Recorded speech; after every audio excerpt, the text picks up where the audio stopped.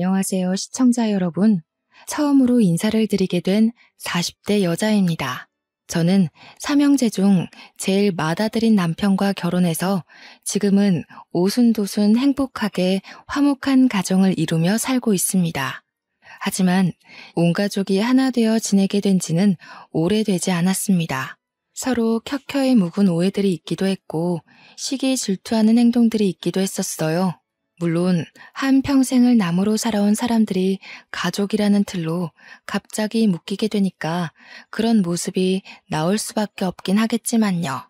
현명하게 또 깔끔하게 모든 오해를 풀고 대처를 했던 저희 가족의 지난 이야기를 한번 풀어보려고 합니다. 그럼 지금부터 제 시집살이 아닌 시집살이 이야기를 한번 시작할게요. 끝까지 재미있게 들어주시면 감사하겠습니다. 앞에서 말씀드렸듯이 저는 삼형제 중 장남에게 시집을 가게 되었습니다. 아들만 줄줄이 셋인 집이고 딸이 귀한 집이라면서 시부모님이 저 결혼할 때 제발 손녀딸 한번 안아보는 게 소원이라고 하셨어요. 저는 소원이라고까지 오바해서 말씀하실 필요가 있나 싶었는데 동서들도 줄줄이 아들만 낳았더라고요. 어쩐지 저 결혼할 때 손 꼭 잡고 딸 이야기만 하신다 싶었죠. 우리 남편이 저랑 유학 시절에 만나서 공부를 마치고 결혼을 하게 된 케이스라 삼형제 중에서는 가장 늦게 결혼을 하게 되었습니다. 다행히 시부모님께서 순서에 상관없이 짝만 맞으면 빨리 결혼해라 주의였기에 장남이 장가를 못 갔음에도 둘째 서방님, 셋째 서방님 모두 일찍 결혼을 하셨어요. 동서들은 그러니까 시부모님과 저와 훨씬 오래된 사이고 사이도 좋았습니다. 저희 시모가 항상 며느리들이 최우선이다 하시면서 배려도 많이 해주시고 챙기기도 많이 해주셨거든요. 저희 남편의 공부가 끝나질 않아서 저희는 결혼식만 후다닥 한국에서 치르고 다시 해외에 돌아가서 남편의 공부를 끝마칠 때까지 있었어요. 명절이라고 한국에 들어갔다 나왔다 할 형편도 그때는 되지 못해서 시댁 식구들이랑 친하게 지낼 수 있는 시간이 확실히 부족하긴 했습니다. 그래도 요즘은 휴대폰이 워낙 좋으니까 가족 단톡방이라는 게 존재하는 덕분에 그럭저럭 한국살의 이야기도 들을 수 있었고 시댁 행사도 들을 수 있었어요. 시부모님은 건물을 두 채 가지고 계신 분들이셨는데 한 개는 상가 건물이셨고 한 개는 주택이라서 상가 건물에서 수익이 좀 나는 정도였습니다. 그런 이야기들을 단톡방으로 듣고 있으니 저도 빨리 한국에 가서 얼굴 마주하고 이야기를 나누고 싶었어요. 워낙 단톡방에서도 동서들도 시부모님과 허물없이 이야기를 하다 보니까 좀 부럽더라고요. 둘째 동서는 의젓하게 의견들을 조합해서 어디 여행이라도 갈라치면 계획을 짜는 사람이었고 막내 동서는 애교가 많은 타입이었습니다. 저는 워낙 조용조용한 성격이라 확실한 캐릭터를 가지고 있는 동서들이 부러웠죠. 남편과 제가 만나게 된 이야기를 잠깐 하자면 우리 남편은 대학원을 진학한 인재였고 당연한 수순으로 유학길을 밟은 엘리트였습니다. 저는 대학을 졸업하고 취업도 되지 않고 삭막한 대한민국에서 벗어나 자유를 찾아보고자 워킹 홀리데이를 신청해서 외국으로 왔고요. 워킹 홀리데이로 왔으니 고삐 풀린 망아지처럼 놀다가도 낮에는 레스토랑에서 아르바이트를 하며 돈을 모았어요. 그때 남편은 제가 일하던 레스토랑에서 늘 점심을 먹었습니다. 그 동네가 한국 사람들이 잘 없기도 하고 남편은 매번 같은 메뉴만 먹던 사람이라 좀 궁금해졌어요. 생긴 것도 꽤 멀끔하고 늘 신문이나 영어가 잔뜩 쓰여있는 책을 읽던 남편에게 조심스럽게 이야기를 걸었고 어느 날부터는 점심을 저와 함께 먹게 되었습니다. 자상한 면모가 넘치던 남편에게 제가 홀딱 반해버렸고 저희는 결혼을 꿈꾸게 되었죠. 남편의 동생들, 그러니까 서방님들은 일찌감치 회사에 다니고 있었고 다복한 가정을 꾸리라는 시부모님의 염원대로 결혼도 일찍 했더라고요. 당시 갓난아기이던 조카들을 보여주는데 어찌나 귀엽던지 저도 남편의 아이를 낳으면 이런 모습의 아이가 태어날까 꿈도 꾸게 되었습니다. 아무튼 이미 동서가 둘이나 생긴 마당에 잘 지내봐야겠다고 생각하면서도 시차 때문에 자주 연락을 할 순 없었어요. 저희가 잠깐 한국에 2주일 정도 나가서 결혼식만 딱 올릴 때 그때 만나 밥 한 번 먹고 인사하고 한 게 가족 만남의 끝이었습니다. 저희 부부는 아예 해외에서 둥지를 틀려고 마음을 먹었어요. 한국에 1년에 한두 번 나가면 되지 않을까 싶었고 남편과 제가 이미 해외 생활을 꽤 했기 때문에 나쁘지 않은 결정이라고 생각했습니다. 남편은 학생 신분으로 있었지만 비자 처리가 오히려 좋았고 저는 남편의 배우자로 비자를 얻게 되었거든요. 이대로 취직하면 영주권 받는 것도 어렵지 않다고 해서 저희는 외국 기업의 연구실을 알아보았어요. 그런데 그때 한국에 있는 유명한 제약회사에서 남편에게 개인 연구실을 주겠다는 제안이 온 겁니다. 제품 개발에 참여하면서 개인 연구실을 주고 연봉도 꽤 좋은 조건으로 맞춰주겠다고 했어요. 그때 저희는 조금 고민이 되더라고요. 외국 기업이 좀 더 자유로운 사내 문화가 있지 않을까? 지금 와서 한국에 가면 우리가 적응할 수 있을까 하는 고민들이요. 그런 고민들이 무색하게 제가 임신을 했다는 사실을 알게 되었고 남편은 서둘러서 한국으로 들어가기로 결심을 했습니다. 하지만 학교에서 하던 연구까지는 마치고 돌아가야 한다는 조건이 있었기 때문에 만삭 때쯤에나 한국으로 들어갈 수 있게 되었어요. 6개월이 넘는 시간 동안 남편은 일을 빨리 마치기 위해 열심히 밤샘 연구를 하게 되었고 저는 태교에 집중했습니다. 한국에 있는 조리원이 좋다고 하던데 엄마한테 예약을 해달라고 연락도 하고요. 몇 년 만에 한국에 가는 건지 설레는 마음으로 디데이를 세기도 했습니다. 하지만 모든 게 계획대로 착착 움직여지지는 않죠. 임신 8개월쯤 드디어 귀국 일주일 남겨두고 뱃속의 아이가 뭔가 잘못된 건지 배가 너무나도 아파오기 시작했습니다. 서둘러 응급실로 향했고 조산으로 아이를 낳게 되었습니다. 한국말로는 팔싹동이라고 하죠. 아이가 조금 작게 태어난 탓에 인큐베이터 안에서 몇 개월을 더 지내야만 했어요. 당연히 귀국은 미뤄지게 되었고 출생신고도 외국에서 하게 되었습니다. 몸조리를 하고 아이가 장시간 비행을 할 수 있는 체력이 올 때까지 기다리느라 6개월을 더 외국에서 보내야 했어요.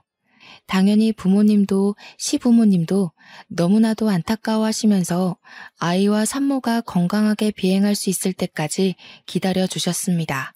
가족들이 그렇게 저희 편에서 이야기를 해주실 때마다 오히려 죄송스럽더라고요. 몇 년 만에 돌아가는 건데 얼마나 기다리셨을까 싶어서요. 그리고 남편을 스카우트한 회사도 걱정이 되었죠. 당장 6개월이라는 시간이 밀리게 되었으니까요. 하지만 남편의 회사에서도 미뤄진 우리의 귀국을 기다려주시기로 했습니다. 지역 특성상 아이의 출생 신고를 더는 미룰 수 없어 외국 국적을 가지게 된 게 조금 까다롭긴 했지만 한국으로 간다는 사실이 너무 설레어서 다 괜찮았어요. 거기다가 저희 아이의 성별이 딸이었거든요. 딸 타령을 하시던 시댁에서는 완전 경사났다고 너무나도 좋아하셨어요. 물론 저희 집에서는 그래도 장남인데 아들을 낳아서 대를 이어야 하는 거 아니냐고 좀 서운해하셨지만 저희 집 대를 잇는 것도 아닌데 왜 그러냐 하고 말았죠. 알고 보니 시부모님이 딸을 원하셨던 걸 모르셔서 제가 미움받을까봐 그런 생각을 하신 거라고 하더라고요. 동선의 아이들이 전부 다 아들이었기 때문에 이 집안의 유일한 딸이 제 아이였습니다. 시부모님이 저희 귀국하는 날 플랜카드까지 만들어 오셔서 저희를 반겨주었어요. 드디어 딸이 태어났다면서 더 미룰 것도 없다고 저희에게 그 상가 건물을 증여해 주신 거예요. 저는 너무나도 깜짝 놀랐습니다. 부모님의 유일한 수입원인 건물을 저희에게 주시겠다고 하니까 제가 남편을 말렸어요. 그거 없으면 시부모님은 뭐 먹고 사시냐 하니까 그동안 모아두신 연금도 있고 노후 자금이 충분하다고 하면서 걱정하지 말래요. 가지고 계신 주택에도 세입자가 있어서 월세 받으신다고 괜찮대요. 그래서 저는 남편에게 그래도 동생들이 서운하지 않겠냐고 좀 나눠야 하는 거 아니냐고 했어요. 남편도 그 부분이 내심 마음에 걸렸던 것 같더라고요. 어릴 때 그 건물을 처음 시부모님이 사셨을 때 남편에게 주겠다고 이미 신신당부를 하셨었대요. 그래서 건물 이름도 남편 이름을 따와서 지었다고 했는데 그거는 시부모님의 사정이지 자식들의 사정은 아니니까요. 시동생들은 남편에게 걱정하지 말라고 그 건물은 원래 형 것이었고 자기들도 부모님께서 일궈낸 재산 중 일부를 아이 낳았을 때 받았다고 했대요. 남편은 동생들에게 지분을 나눠 갖자고 끝까지 우겼지만 동생들이 서로 양보하고 받지 않겠다고 했답니다. 원래부터 건물은 형 준다고 했었고 그동안 세금 문제도 형이 해결하지 않았냐고 이것까지 받으면 본인들이 양심 없는 거라 했대요. 저와의 결혼 전 사정은 제가 자세하게 몰라서 더 설명하긴 어렵지만 형제들끼리 끈끈한 무언가가 있는 듯 했습니다. 저희는 하루아침에 한국에 들어와서 엄청나게 좋아진 살림살이를 꾸릴 수 있었어요. 억대 연봉의 연구원인 남편 손에 상가 건물까지 들어왔으니까요. 시부모님은 웃으면서 저에게 다 딸을 낳아서 이런 복이 있는 거라고 하시며 제 딸을 하루 종일 물고 빨고 하셨습니다. 물론 저희도 나름 고충이 있긴 했죠. 한국 세금이 또 어마어마하잖아요. 증여세가 부담되긴 했지만 남편이 해외 연구실에서 모은 돈과 연봉도 좋으니 대출을 좀 받아서 처리했습니다.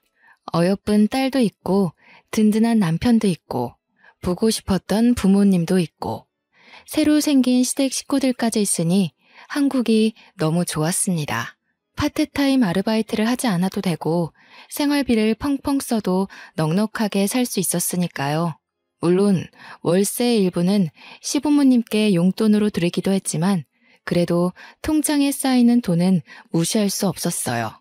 상가 건물이 강남에 있었던 것도 아니고 중랑구에 있었는데도 주변 인프라가 좋아서 그런지 비어있는 공실이 없었습니다. 그 덕에 꼬박꼬박 쌓이는 월세가 저의 기분을 배로 더 좋게 만들었어요. 한국에 들어와서 처음으로 맞이하는 시댁 식구들끼리의 식사 자리가 마련되었어요. 시댁에서 밥을 먹자 하셔서 시댁으로 갔는데 둘째 동서가 저를 엄청 환한 얼굴로 맞이해 주더라고요. 시부모님의 인성이 좋아서 그런 건지 다른 가족들도 전부 인성이 좋구나 하는 마음으로 저도 활짝 열고 다가갔습니다. 물론 셋째 동서가 예쁨을 많이 받아서 철이 덜 든 건지 저를 좀 불편해한 듯해 보였지만 낯가림이 심한 성격인 것으로도 보였습니다. 저한테만 은근 뜨뜨미지근하게 구는 것이 아직 덜 친해져서 그런가 보다 하는 생각이 들었거든요. 저한테 둘째 동서가 다가오더니 저희 시댁 가풍을 좀 알려드릴게요 하면서 이것저것 말을 해주더라고요. 제사는 설이랑 추석에만 간단하게 드리고 김장은 다 같이 한다고 시부모님 생신 때는 가족들끼리 여행을 간다고 했어요. 제가 고마운 마음에 이렇게 친절하게 말해줘서 고맙다고 했더니 셋째 동서가 저를 쓱 보고는 근데 그런 건 미리미리 알아두셨어야죠 하는 게 아니겠어요? 동서들이 저랑 1살, 2살 이렇게 차이가 나거든요. 나이 차이가 별로 안 나니까 일부러 나한테 뻗대는 건가 하는 생각도 조금 들었습니다. 그러더니 둘째 동서가 저한테 그동안 큰형님 자리가 공석이었어서 자기가 고생을 했다는 게 아니겠어요? 그러면서 셋째 동서가 자기가 고생했던 게 마음 쓰여서 일부러 형님한테 저러는 것 같다고 신경 쓰지 말라고 했습니다. 제가 잘 타이를게요 하더니 둘이서만 속닥속닥 하는 거예요. 뭐 그런가 보다 하고 신경 쓰지 않으려고 했는데 그래도 가족이고 앞으로 평생 봐야 할 사이니까 그냥 무시하기도 꺼림칙하더라고요. 제가 공석이었다고 힘들었다고 하는 말이 이제 와서 큰형님 자리 얻었다고 뻗대지 말라는 소리로 들렸으니까요. 제 성격이 베베 꼬인 건 아니었는데 그렇게 들렸어요. 같이 밥 먹는 자리에서 시모가 제 딸을 엄청나게 챙겨주셨어요. 8개월밖에 안 된 아기다 보니까 계속 안아주고 업어주고 하시면서 제 딸 얼굴 보느라 밥도 제대로 못 드시는 겁니다. 그게 불편해서 제가 안고 있을 테니 식사하시라고 했는데 이때 아니면 언제 보냐고 저보고 밥 먹으라고 하시더라고요. 솔직히 애 때문에 밥을 제때 못 챙겨 먹을 때가 많아서 시부모님이 계속 아이를 봐주시니까 너무 편했어요. 저한테 막 이렇게 폭 안기는 애기는 처음이라면서 애가 어쩜 이리 순하니 하시는데 셋째 동서가 불쑥 끼어들었습니다. 저희 아들도 폭 안기는 맛이 있다고 좋아하셨잖아요. 그러니까 시모가 민망해하면서 알지 알지 하시는데 제가 다 민망했어요. 시모가 그래도 딸이라서 그런지 아들이랑은 좀 다른 맛이 있네 하시면서 애만 보니까 더 입 삐죽이고 둘째 동서가 셋째 동서 보면서 우리 막내 동서가 질투가 좀 있나 봐요 하는데 그런 느낌 드는 거 아세요? 자꾸 저만 빼고 자기들끼리 웃고 떠들고 하는 그런 느낌이요. 둘째 동서가 제 편을 드는 척하면서 막내 동서만 챙기는 딱 그런 느낌이 들었습니다. 근데 시동생들은 뭐 아무것도 모르고 밥만 먹고 있고 우리 남편도 별 대수롭지 않게 생각하면서 밥만 먹으니까 제가 말로만 듣던 시자가 붙으면 무조건 기피하고 보는 예민한 성격인가 하는 오해도 들고 딱 이 화목한 가족들 안에 저만 끼지 못하는 그런 예민한 사람이 된 기분이었습니다. 그렇게 밥을 먹고 다 정리하고 과일을 먹으면서 이런저런 유학생활 이야기를 하고 있는데 동서들 아들들이 전부 4살이거든요. 우리 아기는 8개월이니까 이제 기어다니는 수준인데 우리 딸한테 와서 장난감 칼을 위험하게 확 들이대는 거예요. 제가 놀래서 저도 모르게 조금 큰 소리로 어머, 그러면 안 돼. 우리 애는 아직 그런 거 가지고 놀 수 있는 나이가 아니야. 하고 말했어요. 그러니까 셋째 동서가 저한테 오더니 조용히 말해도 다 알아듣는 애들인데 왜 그렇게 큰 소리로 이야기를 하냐는 거예요. 자기 아들 놀래서 얼어붙은 거 안 보이냐고 저한테 막 뭐라고 하더라고요. 그러니까 둘째 동서가 또 은근히 끼어들어서 아직 형님이 애 키운 지 얼마 안 돼서 잘 모르시나 봐. 이러는데 얄밉더라고요. 거기서 끝났으면 몰라도 한마디 더 덧붙이는데 이제라도 우리가 찬찬히 알려드리자 하는 겁니다. 아니 이게 애 키우는 법을 몰라서 생기는 일은 아니잖아요. 둘째 동서가 조카들을 불러오더니 애기가 남동생 같아 보여도 여동생이니까 칼 들고 장난치지 말자? 이러는 거 아니겠어요? 제가 기가 막혀서 저도 모르게 허! 하고 숨을 뱉었습니다. 교묘하게 우리 딸 얼굴을 가지고 감놔라 배놔라 하는 꼴 아니냐고요. 제가 얼마나 어이가 없던지 진짜. 그 자리에서 아무 말도 못한 제가 바보 멍청이 같고 분해 죽겠더라고요. 참다 집으로 돌아와서 남편을 붙잡고 이야기를 했어요. 이상하게 동서들이 나를 싫어하는 것 같다고 하니까 남편이 저한테 그래? 그런 일이 있었어? 하더라고요. 무심해도 그렇지 시댁 한복판에 나를 던져놓고 챙기지도 않냐고 하니 미안하다고 하면서 다음부터는 자기가 잘 지켜보겠대요. 그 말 자체가 오늘은 아무 일도 없지 않았나? 하는 듯한 느낌이었습니다. 점점 내가 진짜 예민해서 그런 건가 다들 아기가 있는 건 아닌가 보다 그렇게 결론이 나더라고요. 제 속이 갈팡질팡하니까 너무 찜찜하기도 하고 그렇게 시간이 조금 더 흐르니 추석이 다가왔어요. 우리 아이랑 같이 시댁에 먼저 가기로 했습니다. 남편은 급한 일이 갑자기 생기는 바람에 조금 늦게 연구실에서 출발한다고 하길래 저는 점심때쯤에서 시댁에 먼저 갔어요. 제사를 간단하게 지낸다고는 했지만 그래도 음식을 하는데 제가 손 놓고 보고만 있을 순 없으니까요. 그런데 시댁에 아무리 배를 눌러봐도 아무 기척도 없고 문도 열어주지 않는 겁니다. 시모에게 전화를 해봐도 무응답이고 동서들도 제 전화를 받지 않았어요.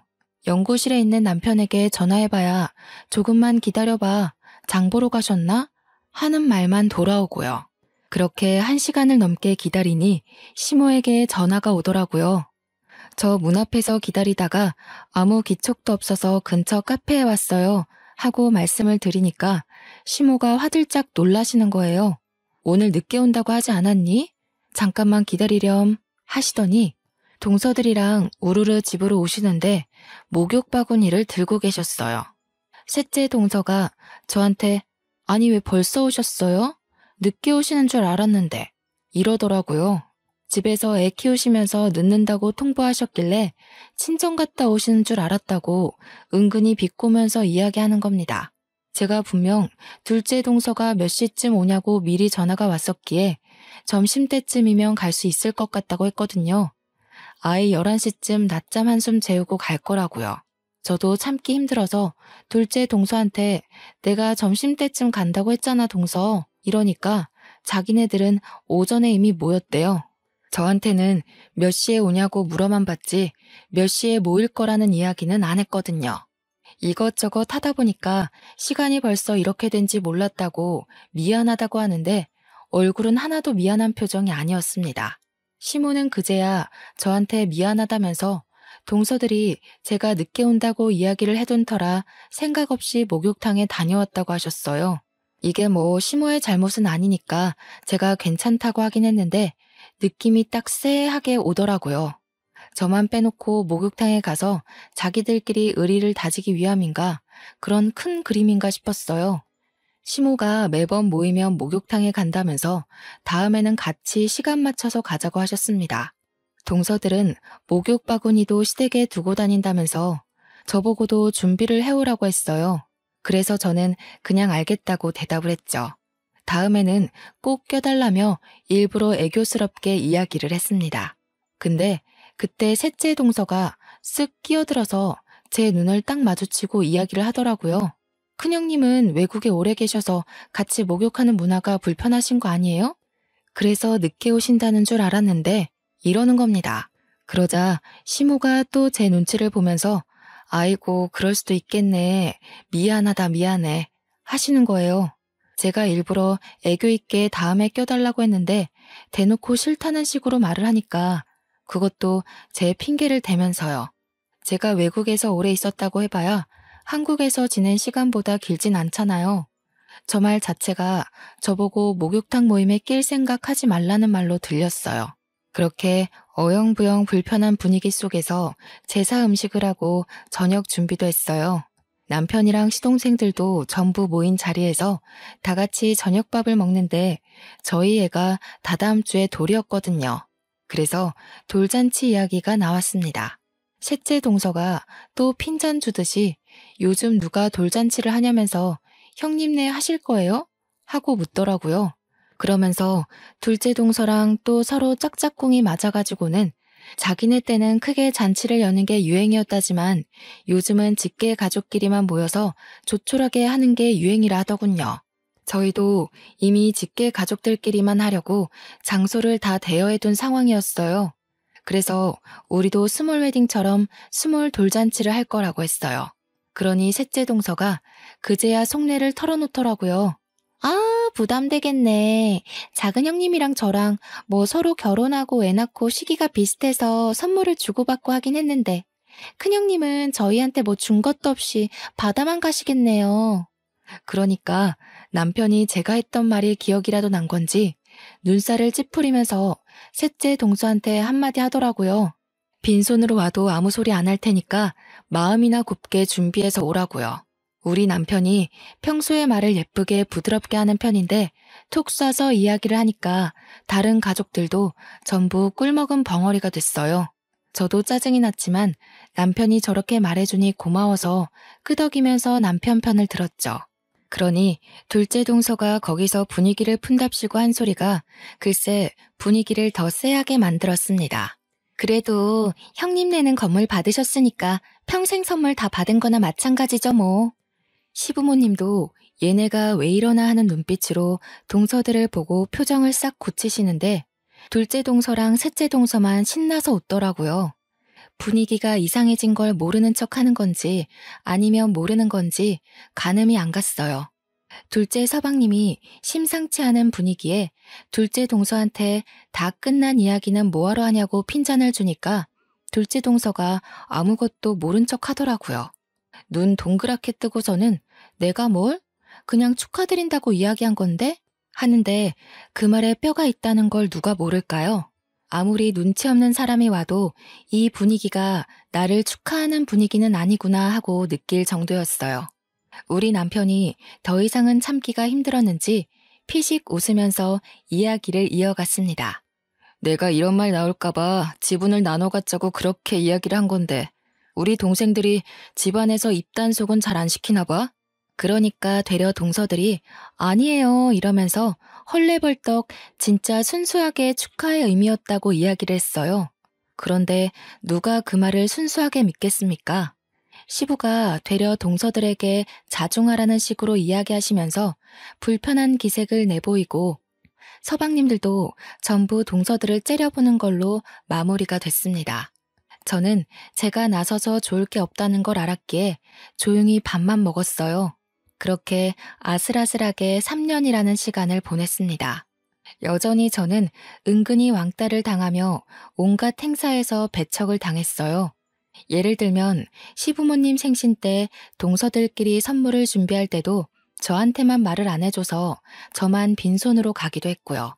물론 그 뒤로 더럽고 치사해서 혼자 따로 준비해서 선물을 챙겼죠. 그러니까 오히려 저한테 너무 튀는 행동 하시는 거 아니냐고 서운하다고 하더라고요. 정작 서운한 사람이 누군데 그렇게 말을 하는지. 이런 건 정말 기본 중에 기본이었습니다. 은근히 저랑 불꽃 튀기면서 경쟁을 하려고 하는데 나중에는 제가 지쳐서 그냥 손을 놔버렸어요. 시부모님은 맏며느리가 무뚝뚝한 아이다 라고 생각하시는지 저한테 뭘 바라지도 않으셨고요. 저만 빼놓고 시부모님 모시고 백화점을 간 걸 당당하게 SNS에 올리지를 않나.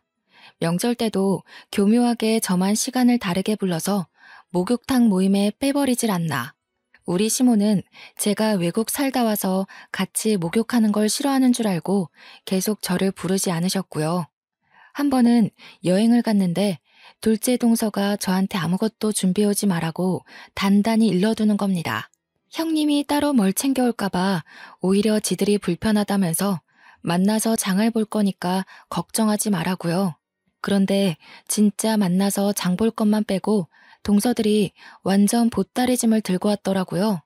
저한테는 아무것도 준비하지 말라고 하더니요.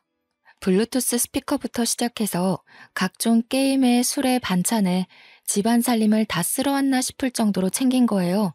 아무것도 준비하지 말래서 나는 그냥 몸만 왔는데 너무 가볍게 왔나 봐 미안해 하고 인사치레를 하니까 셋째 동서가 끼어들어서 말하더군요. 큰형님이 잘 모르시는 게 하루 이틀도 아니고 괜찮아요. 이런 식으로요.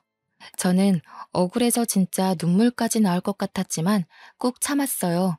둘째 동서가 얄밉게 저한테 큰형님이 아무거나 준비해 오실까봐 가볍게 오시라고 한 거예요 하는데 도대체 제가 뭘 잘못했길래 이렇게까지 나를 미워하나 싶었습니다.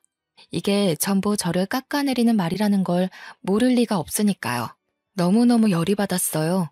3년이나 지속된 은근한 따돌림에 제가 먼저 말을 하자니 치졸한 사람이 되는 것 같고 참고 있자니 평생 당할 것 같고 결국 어디 털어놓을 데가 없어서 우리 집 올케한테 얘기를 했어요.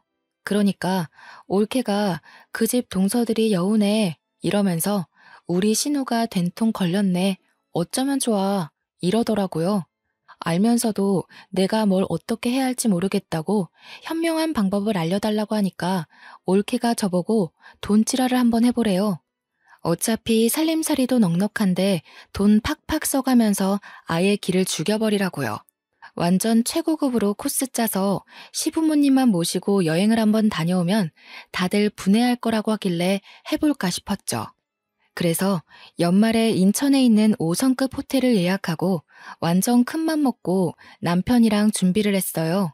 레스토랑도 완전 야경 잘 보이는 그런 고급 레스토랑 예약까지 다 해두고요. 시부모님 선물도 명품으로 준비했습니다. 우리 가족이랑 시부모님만 해가지고 2박 3일 코스로 놀러가서 일부러 동서들 보라고 SNS에 사진을 막 올려뒀죠. 그랬더니 동서들이랑 저랑 셋이 있는 단톡방에 난리가 난 거예요. 어떻게 자기들만 빼놓고 갈 수 있냐부터 시작해서 좋은 데 가셔서 좋겠다고 난리 법석이더라고요.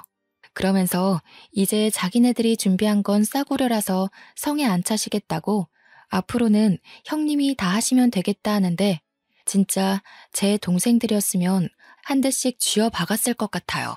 그래도 열등감 폭발하게 만들었으니 이번 작전은 성공인가 싶었죠. 그랬는데 둘째 동서가 저한테 선을 넘더라고요.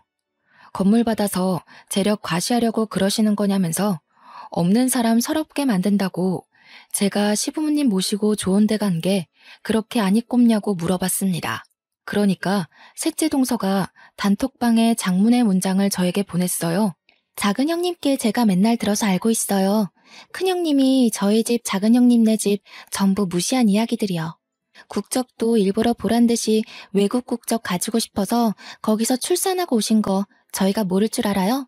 큰형님이 건물 지분 나누자고 할 때도 싫다고 하셨다면서요. 그래서 아주버님께서 말로만 건물 지분 나누자고 하고 행동은 안 하신 거라던데. 목욕탕 가는 것도 외국에선 그런 남사스러운 짓 안 한다고 우리가 이상한 거라고 하셨다면서요. 제가 처음엔 큰형님 생겨서 정말 좋아했었는데요. 그 이야기 듣고 완전 실망했어요. 그러니까 둘째 동서가 갑자기 나타나서는 아니 무슨 그런 이야기들을 미주알 고주알 다 하는 거야? 하면서 톡방을 나가버리는 겁니다. 저는 셋째 동서의 톡에 정신을 못 차리겠는 거예요. 이게 다 무슨 말도 안 되는 소리인가 싶고 제가 언제 국적 가지고 우스대기를 했나 건물 지분 가지고 아까워하기를 했나 오해가 있어도 단단하게 오해가 있는 것 같아서 셋째 동서에게 바로 전화를 걸었습니다. 한참을 받지 않다가 전화를 받더라고요. 목소리가 이미 저에게 말실수를 했다는 느낌이 팍팍 드는 목소리였어요. 막내 동서, 톡방에 한 이야기들이 다 무슨 말이야? 누구한테 들었어? 이미 엎질러진 물이니까 다 이야기할게요. 전부 다 사실 맞잖아요. 제가 작은 형님께 다 들었어요. 그동안 작은 형님한테 되바라졌다고 그러셨다면서요. 우리 아들이 큰 조카 괴롭힌다고 지 엄마 닮아서 못 되어 처먹었다고 그랬다면서요. 제가 그런 말 듣고도 형님한테 잘 지내자고 할 수 있겠어요? 저는 머리가 핑 도는 기분이었습니다. 결단코 제 가슴에 손을 얹고 그런 말을 한 적이 없었거든요. 제가 미치지 않고서야 그런 이야기를 둘째 동서에게 할 리가 없잖아요. 나는 둘째 동서한테 그런 말 한 적도 없고 따로 톡을 하거나 전화를 한 적도 없어. 오히려 동서들이 나를 싫어한다고 생각해서 더 잘 지내보려고 했지. 그게 무슨 말이에요? 그런 말을 한 적이 없으시다고요? 나도 매번 목욕탕 모임에 끼고 싶었는데 무슨 소리를 하는 거야 정말.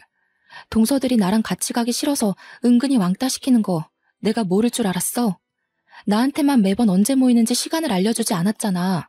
그래서 그냥 오후에 시댁에 가기 시작한 거야. 그리고 우리 아이도 조산으로 팔싹동이로 나와서 어쩔 수 없이 인큐베이터 신세를 지느라 외국 국적을 가지게 된 거야. 이 부분은 시어머니께서 잘 설명해 주신 줄 알았는데 왜 내가 외국 국적을 굳이 가지려고 거기서 애를 낳고 오겠어. 하지만 작은 형님이 그러셨단 말이에요. 큰 형님이 저희 무시하려고 일부러 조카한테도 영어로 이야기하고 그런 거라고요. 저희 아이가 4살이 되면서 간단하게 말을 하기 시작했어요. 그때부터 남편과 저는 일부러 아이에게 영어로 말을 걸기 시작했습니다. 요즘 조기 교육이 그렇게 시작된다고 하기도 하고 저희가 나중에는 외국에 다시 나가서 살 생각이 있었기 때문이었어요. 아이 국적이 외국이기도 하고 영어를 어릴 때 친숙하게 받아들일수록 어휘력이 좋아진다고 생각했거든요. 그래서 일부러 집에서는 영어로 대화를 하고 있었단 말이죠. 아이가 양쪽 언어를 쉽게 받아들였으면 하는 마음에서 한마디로 부모 욕심이었죠. 근데 둘째 동서가 그걸 보고 셋째 동서한테 일부러 자기네 욕하고 흉보는 걸 영어로 대화하고 있는 거라고 했다는 거예요. 작은 형님이 영어를 조금 할 줄 아신다고 했어요. 저는 미용고등학교 나와서 영어랑은 담쌓고 지내서 무슨 말인지 전혀 몰랐거든요. 작은 형님이 지금 큰 형님이 우리 욕하고 있는 거라고 대놓고 하고 싶으니까 일부러 영어 쓰는 거라고 하셨어요. 셋째 동서는 완벽하게 오해를 하고 있었던 거죠. 저는 전혀 아니라고 오해를 다 풀어주었습니다. 조카들 욕한 적도 전혀 없다고 했고 그동안 둘째 동서가 쌓아둔 이야기를 다 듣고 해명했어요. 그러니 저에게 진심으로 사과를 하더라고요. 자기가 그동안 한 사람 말만 듣고 너무나도 큰 오해를 했다면서 설에 만나서 이야기를 하기로 했습니다. 설날에 일부러 셋째 동서한테 시간을 물어봐서 일찌감치 목욕탕 모임에 끼었어요. 둘째 동서가 무척 당황해했지만 저는 완전히 무시로 일관하고 시모 옆에 팔짱 끼고는 목욕하고 와서 제사 음식도 만들었습니다. 남편들도 다 와서 돕고 있는데 제가 셋째 동서랑 잘 지내고 있으니까 둘째 동서가 뭔가 조바심이 났나 봐요. 갑자기 우리 아이의 얼굴을 진하게 바라보더니 웃으면서 이야기를 하더군요. 우리 하나뿐인 손녀가 예뻐야 할 텐데 큰일이네요. 그래도 나중에 쌍꺼풀이랑 코 수술하면 괜찮겠다. 제가 그 말에 열이 받아서 둘째 동서를 째려보았습니다. 우리 남편도 열받았는지 정색을 하고 있었어요. 셋째 동서가 맨날 나서서 싫은 소리를 하던 애였는데 둘째 동서가 다 시킨 일이었나 봐요. 셋째 동서가 말처럼 움직여주지 않으니 지가 나서서 이야기를 한 거죠. 제가 이때다 싶어서 둘째 동서에게 이야기 좀 하자고 했습니다. 그게 다 무슨 소리야? 안 그래도 셋째 동서한테 그렇게 내용을 봤다고 하더라. 그러니까 시부모님도 서방님들도 전부 다 당황해서 둘째 동서를 바라보는데 시침이 뚝 떼고 그게 다 무슨 소리냐고 오히려 화를 내더군요. 그러니 셋째 동서가 제 편을 들면서 이야기를 했어요. 작은 형님이 그러셨잖아요. 외국 국적 가지려고 일부러 원정 출산한 거다. 우리 못 산다고 무시한다. 우리가 무식한 거 알고 일부러 영어로 대화하는 거라고요. 그게 다 오해인 줄도 모르고 제가 형님을 괜히 싫어했던 거 있죠? 그러니 시모가 놀래서 둘째 동서한테 너 그게 진짜니? 이러면서 완전 화를 내시는데 둘째 동서가 울음이 터졌더라고요. 둘째 서방님도 그러고 가족들이 전부 둘째 동서만 쳐다보고 그게 진짜냐고 화를 내니까요. 시부도 나중에는 꼴도 보기 싫다고 너 나가라고 하는데 결국 둘째 동서 없는 설날을 보내게 됐습니다. 근데 그렇게 또 쫓겨나는 꼴을 보고 있자니 제 마음이 불편하더라고요. 둘이 따로 이야기를 했어야 했나, 내가 너무 가족들 다 있는 데서 이야기했나 싶어서요. 설 연휴가 지나서 주말에 남편이랑 무겁게 있는데 둘째 동서와 둘째 서방님이 집으로 찾아왔더라고요. 남편이 할 이야기 없다고 하는데 제가 일단 들어와 보라고 했어요. 그러니 그 사이에 살이 쪽 빠져서 퀭한 동서가 무릎부터 꿇고 잘못했다고 비는 거예요. 형님, 제가 괜한 질투심에 형님께 해서는 안 되는 짓을 했어요. 저희 집만 유일하게 맞벌이로 아등바등 사는 것도 자격지심이 생기고 형님 내가 건물 받은 게 너무 질투가 났어요. 여유롭게 사는 거 보고 너무너무 부러워서 그랬어요. 죄송해요. 눈물을 뚝뚝 흘리면서 이야기를 하는데 남편은 계속 팔짱 끼고 한숨이고 둘째 서방님도 죄 지은 사람처럼 고개 숙이고 있고 저도 어찌해야 할지 모르겠더라고요. 이대로 용서를 해주자니 4년 동안 은근히 왕따 당한 것도 서러웠고요. 그렇다고 그대로 복수를 해주자니 맏며느리로서 그래서는 안 될 것 같다는 생각이 들었습니다. 제가 아무 말도 하지 않자 둘째 동서가 계속 울면서 이야기를 이어갔습니다. 저도 집에서 애만 키우고 싶은데 그럴 형편이 못 되고 친정도 어렵게 살고 있어서 나갈 돈이 많았어요. 제 꿈이 작게 카페를 차려서 여유롭게 사는 건데 건물이 냉큼 형님네로 갔다고 하니까 제가 돌았나 봐요. 제가 정말 잘못했어요. 용서해 주세요. 남편은 저한테 어떻게 했으면 좋겠냐는 얼굴로 바라보고 솔직히 시부모님 앞에서 괜한 이야기를 꺼낸 저도 좀 불편했거든요. 시부가 그렇게 매몰차게 둘째 동서를 쫓아낼 거라곤 생각도 못했고요. 그래서 동서한테 솔직하게 이야기를 했어요. 지금 당장 카페를 차린다고 먹고 살 수 있겠어? 나중이라도 여유가 생기면 그때 우리 건물 1층에 가게 내줄게. 그때까지만 고생하고 앞으로는 우리 서로 얼굴 붉히지 말고 살자. 나도 너무 서운하고 괘씸해서 용서해주고 싶지 않지만 가족 간의 화합이 중요하다고 생각하시는 시부모님 생각해서 내가 딱 한 번만 눈 감고 넘어가주는 거야. 알겠어? 그러니 둘째 서방님도 저한테 고맙다면서 죄송하다고 계속 사죄를 했어요. 자기 와이프가 그러고 다닌 줄 몰랐다고 앞으로는 안팎으로 잘 살피겠다고 했어요. 뭐 이렇게까지 하는데 남편 체면도 있고 해서 용서하기로 했습니다. 그 뒤로는 둘째 동서가 명절이고 행사고 제 눈치부터 살피고 시댁에서도 제 눈치 살피느라 바쁘더라고요. 셋째 동서는 제 옆에 찰싹 달라붙었는데 요 지집에도 솔직히 박쥐 같은 면모가 없는 건 아니라서 은근히 꼽주면서 지내는 중입니다.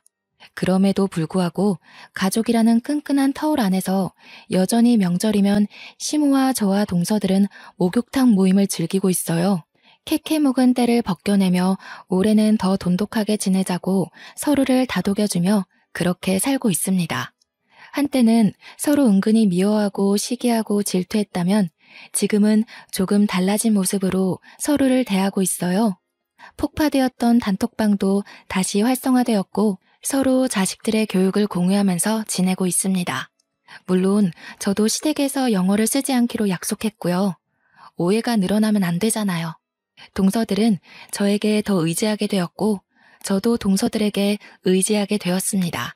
가끔 서로가 오해가 생길 법한 일이 있어도 결국에는 잘 풀어나가는 그런 사이요. 당시에는 이런 관계로 발전될 거라 생각도 못했는데 너무 잘 됐죠? 저도 용서하고 화합하고 나서 든든한 아군이 생긴 것 같아서 너무나도 행복하고 좋습니다. 우리 시부모님도 그런 저희들을 응원해주고 계십니다. 여러분도 캐캐 묵은 때를 벗겨내고 새로운 마음가짐을 가져보시는 건 어떨까요? 앞으로는 미움보다 이해를 하며 살기로 했습니다. 저희 가족의 미래를 앞으로도 응원해주세요.